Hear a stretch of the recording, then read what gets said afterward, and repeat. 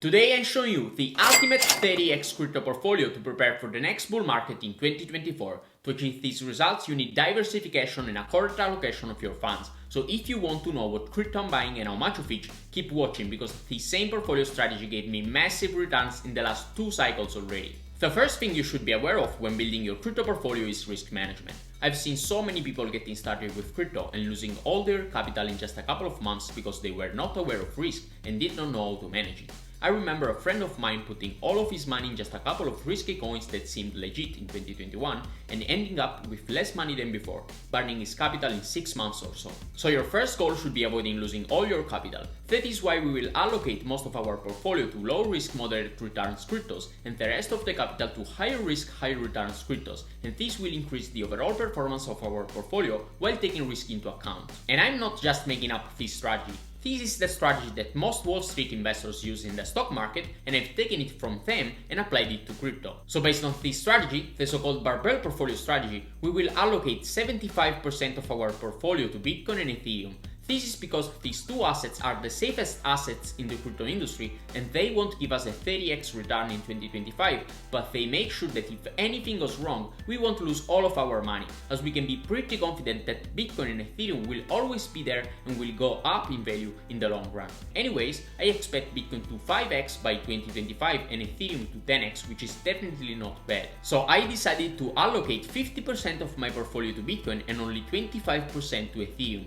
This is because Bitcoin is even more secure than Ethereum, and at this stage of my career, where I've already built massive wealth in crypto, I'm becoming more conservative with my investments. But if you're just getting started and want to take some more risk to build your wealth faster, you can allocate some more money to Ethereum, for example 40% of your portfolio to Bitcoin and 35% to Ethereum. But now what do we do with the other 25% of our portfolio? We will use it to catch the next 20, 30 or even 50x coins that will increase the overall performance of our portfolio.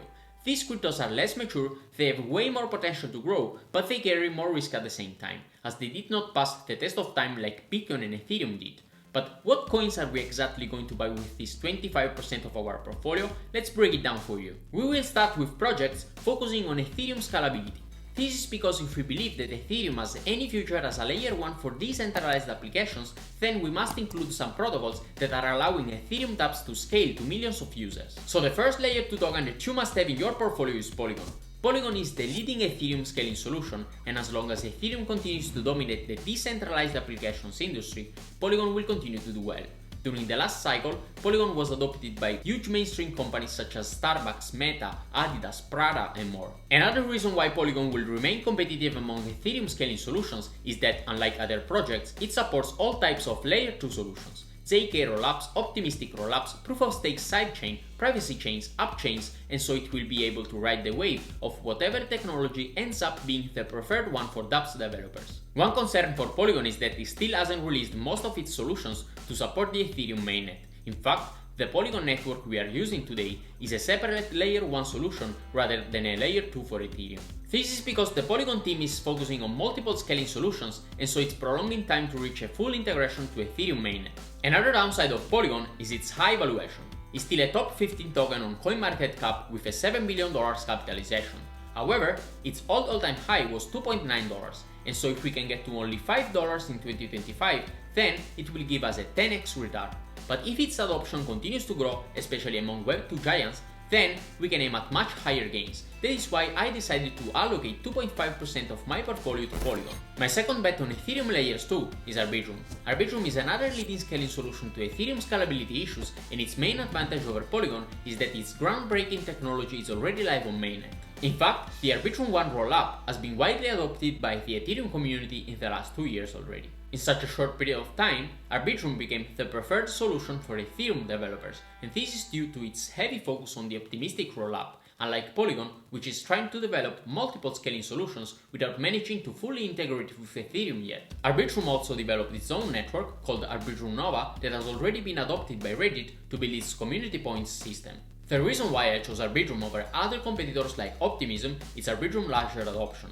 I own startups in the crypto industry and I've been investing in crypto since early 2017, so trust me when I say that adoption and network effect are key elements for the success of a project. Arbitrum has been able to sustain its high total value locked for the majority of 2022.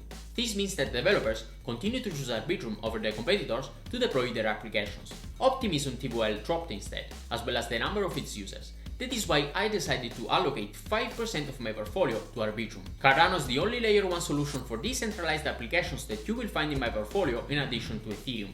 This is because all the metrics indicate a polarization between Bitcoin and Ethereum, the first one as a layer 1 for transaction settlement and value storage, and the second one for decentralized applications. Network effect has a huge impact on the success of a protocol standard. That is why we will see very few layer 1 solutions succeeding. In fact, all major scaling solutions like Polygon and Arbitrum are focusing on Ethereum rather than other layer 1 solutions. But if any other layer 1 solution for building decentralized applications will survive along with Ethereum, that layer 1 will be Cardano. Cardano is the first proof-of-stake protocol to be funded on peer-reviewed research, and among the key personalities behind Cardano we have Charles Hoskinson, who is a recognized expert in the crypto industry and has even helped Vitalik Buterin with the development of Ethereum. In the last years, Cardano was able to build strong partnerships with huge companies such as PwC, IBM, and even governments and universities around the world. In the last bull run, it reached $3. It's now trading at 25 cents, and so if it only comes back to the previous all-time high, it will give us more than 10x return. However, in its whole price action history, the price of Cardano has always reached a new all-time high during every bull cycle, and a target of $6 in 2025 doesn't look so impossible, as it would be just double its all-time high. If that happens, Cardano will give us a 20x return. Taking such growth potential into account, I'm allocating 5% of my portfolio to Cardano. Moving on to interoperability projects, my bet in this category is on Chainlink. While many people think that Chainlink is only an Oracle provider, the team has been working hard on its CCIP or cross-chain interoperability protocol. Considering Chainlink's success in deploying its Oracle solution to every main DeFi project, its CCIP could easily become the default protocol to connect every chain in the DeFi space in the next few years. Chainlink's CCIP also differs from the Cosmos and Polkadot's models, as it connects existing blockchains but doesn't require them to be tied down in a closed ecosystem. And I believe this is a big advantage for Chainlink, which makes this project the best bet in the category of interoperability projects. This is why I'm allocating 2.5% of my portfolio to Chainlink. DeFi is the next category of tokens in this portfolio, and my first choice in this niche is Uniswap. This project is still the undisputed leader of DeFi. It was the first to successfully launch an automated market maker exchange. Although there are many other DeFi projects in the crypto industry, I chose Uniswap because they are the inventors of the AMM. Usually, when a new technology is launched, the so-called first mover has a huge advantage over the competitors who follow, because it can conquer its market share faster and position itself as the leader in its niche. Looking at its price action, Uniswap is now trading close to this support level, which is the lowest price we reached after the 2022 crash.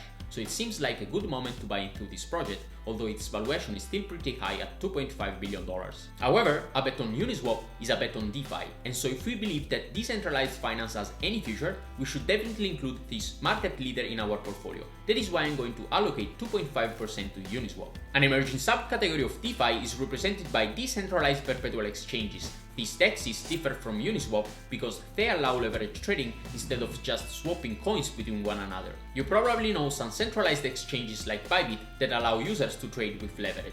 Decentralized perpetual exchanges allow this type of trading too, but they are completely decentralized and let you trade long and short directly from your MetaMask wallet. But why do we need this type of exchanges? Because leverage trading is restricted in many countries, such as Europe and US, and so if you live in these countries and you want to trade with leverage, centralized solutions for this type of trading are very limited. While a decentralized perpetual exchange is censorship resistant and allows you to trade with leverage without limitations from anywhere in the world. We've already seen the popularity of GMX in 2022, and recently, Bybit also launched its own decentralized perpetual platform called Apex. Since I believe that many centralized exchanges will move their leverage trading solutions to decentralized perpetual platforms, and considering recent CZ predictions who stated that DeFi could outgrow centralized finance in 2025, I decided to allocate 2.5% of my portfolio to a basket of decentralized perpetual platforms, which will include GMX, Apex, and dYdX. They are all in their early stage, so while they carry more risk, they can also give us greater returns. A standalone project with huge potential that I decided to include in my portfolio is the Open Network.